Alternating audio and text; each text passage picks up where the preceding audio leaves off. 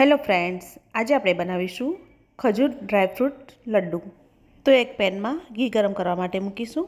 ઘી ગરમ થાય એટલે બદામને રોસ્ટ કરીશું, કાજુને રોસ્ટ કરીશું, અખરોટ, મગજતરીના બી, કિસમિસ, કોપરાનું છીણ, ખસખસ બધું સરસ રીતે એકદમ ફાઇન શેકી લઈશું.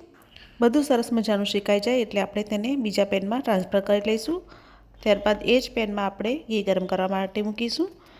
એની અંદર આપણે ખજૂર એડ કરીશું. ખજૂર એકદમ સરસ શેકાઈ જાય એટલે આપણે તેમાં શેકેલા ડ્રાયફ્રૂટ ઉમેરીશું. તો તૈયાર કરેલું ડ્રાયફ્રૂટ્સ અને ખજૂરનું મિશ્રણ ઠંડુ થાય એટલે આપણે તેમાંથી બોલ વાળી લઈશું. તો આપણે નાના નાના બોલ વાળીને તૈયાર કરીશું.